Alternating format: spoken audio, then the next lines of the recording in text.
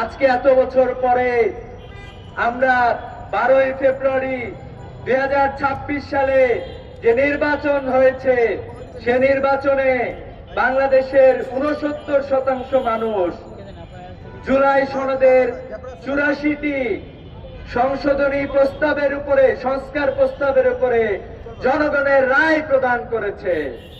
কিন্তু আমরা দেখতে পাচ্ছি বর্তমান সরকার সেই রায়কে বৃদ্ধাঙ্গুলি দেখানোর চেষ্টা করেছে।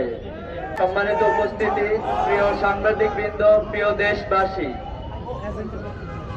মহান স্বাধীনতা দিবসে যে সকল বীর সেনানী শহীদ হয়েছে তাদের রুহের মাগফিরাত কামনা করছি।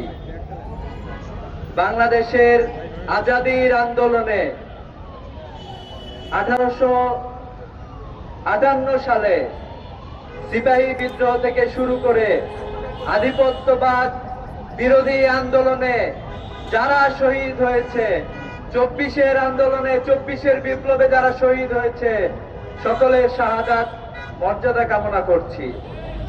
সম্মানিত উপস্থিতি, স্বাধীনতার এত বছর পরেও বাংলাদেশের মানুষ এখনো স্বাধীনতার স্বাদ গ্রহণ করতে পারে নাই।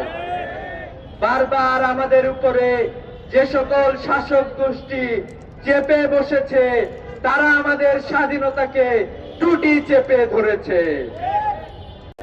133টি অধ্যাদেশের মধ্যে 20টি অধ্যাদেশকে তারা পাশ কাটিয়ে এই অধ্যাদেশগুলোকে তারা পাশ করতে চায় না বলে আমরা জেনেছি। আমরা এটাও জেনেছি গণভোট অধ্যাদেশকে তারা বাতিল করে দিতে চায়। আমরা বলতে চাই, বাংলাদেশের গণমানুষের ম্যান্ডেটকে আপনারা এভাবে ছুঁড়ে ফেলতে পারেন না। জনগণের উইল সংবিধানের চেয়ে বড়। জনগণের আকাঙ্ক্ষা অনুযায়ী বাংলাদেশের সংবিধান রচিত হয়। অতএব এ ধরনের ডিস্ট্রাকটিভ কার্যক্রম থেকে আপনারা ফিরে আসবেন সেই প্রস্তাব রাখছি। আমরা আরো দেখতে পাচ্ছি গুম প্রতিরোধ যে অধ্যাদেশ ছিল সেটিও বাতিল করার চক্রান্ত চলছে। মানবাধিকার যে অধ্যাদেশ ছিল সেটিও বাতিল করার চক্রান্ত চলছে। আমরা বলতে চাই, আপনারা শহীদের রক্তের সাথে গাদ্দারি করছেন। আপনাদের কর্মী ইলিয়াস আলীকে গুম করা হয়েছিল, তার রক্তের সাথে আপনারা গাদ্দারি করছেন। বর্তমানে স্বরাষ্ট্রমন্ত্রীকে দেখছি, উনি খুবই বিভিন্ন ধরনের সংবিধানের বিষয়গুলো সামনে নিয়ে আসার চেষ্টা করছেন, অধ্যাদেশগুলো বাতিল করার চেষ্টা করছেন। আমরা বলতে চাই, আপনি আপনার অতীত থেকে শিক্ষা গ্রহণ করুন। আমরা এখনো বর্তমান যে প্রধানমন্ত্রী আছে তার কাছ থেকে আমরা শুনেছিলাম উনি তার নির্বাচনী প্রচারণায় হা ভোটের পক্ষে উনি ভোট চেয়েছিলেন। কিন্তু আজকে আমরা একটি মুনাফিকি দেখতে পাচ্ছি, হা ভোটের পক্ষে উনি ক্যাম্পেইন চালাইলেন, কিন্তু তার দল অবস্থান গ্রহণ করেছেন হা ভোটের পক্ষে। অর্থাৎ জুলাই সনদ তারা বাস্তবায়ন করতে চায় না। প্রধানমন্ত্রী এখনো তার মুখ দিয়ে কোনো কিছু বলেন নাই।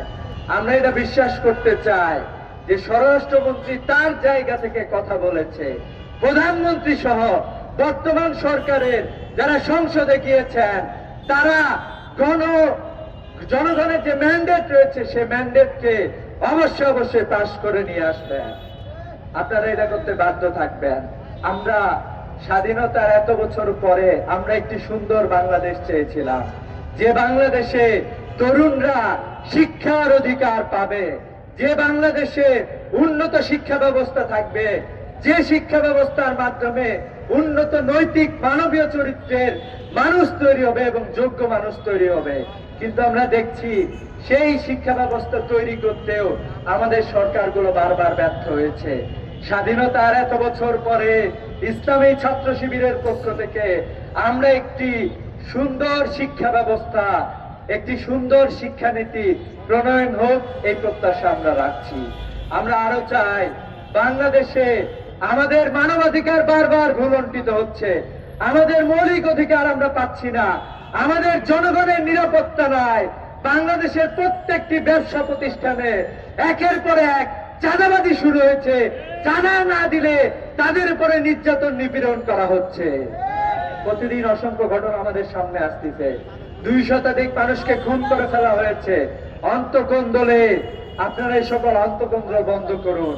জনগণের যে মৌলিক অধিকার রয়েছে, ঈদ করতে যাওয়ার, খুবই সুন্দরভাবে তার পরিবারে যাওয়ার যে অধিকার রয়েছে, আমাদের জননিরাপত্তার যে অধিকার রয়েছে, সে অধিকার আমাদেরকে দিতেও আপনারা ব্যর্থ হয়েছেন। আপনারা যে করে হোক ক্ষমতায় গিয়েছেন, ক্ষমতায় গিয়ে সাধারণ মানুষের যে চাওয়া পাওয়া রয়েছে তার আলোকে আপনারা রাষ্ট্র পরিচালনা করেন। কিন্তু আমরা দেখছি জনগণকে কিভাবে ঠেকানো যায়, কিভাবে জনগণকে অধিকারকে ভুলণ্ঠিত করা যায়, আপনারা সেই চেষ্টায় আপনারা নিলিপ্ত হয়েছেন। আমরা বলতে চাই, এই চেষ্টাগুলো বাদ দিয়ে বরং জনগণের যে মৌলিক অধিকার রয়েছে সেই অধিকারগুলো ফিরিয়ে দেওয়ার জন্য আপনারা কাজ করেন। স্বাধীনতার এত বছর পরে আমরা চাই বাংলাদেশের জনগণ ঐক্যবদ্ধভাবে, সরকার বিরোধী দল সহ অন্যান্য সবাই ঐক্যবদ্ধভাবে আমাদের দেশকে সামনের দিকে এগিয়ে নিয়ে যাবে।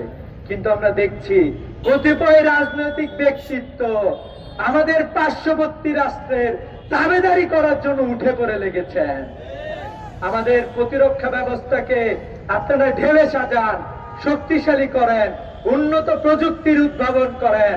আমাদেরকে আমাদের প্রযুক্তি দিয়ে সামনের দিকে এগিয়ে যেতে হবে। আমরা মাথা উঁচু করে আগামীর দিন সামনের দিকে এগিয়ে নিয়ে যেতে চাই আমাদের দেশকে। আপনারা সবাই মিলে ঐক্যবদ্ধভাবে জাতিকে সেই লক্ষ্যে এগিয়ে যাওয়ার জন্য আহ্বান জানিয়ে শেষ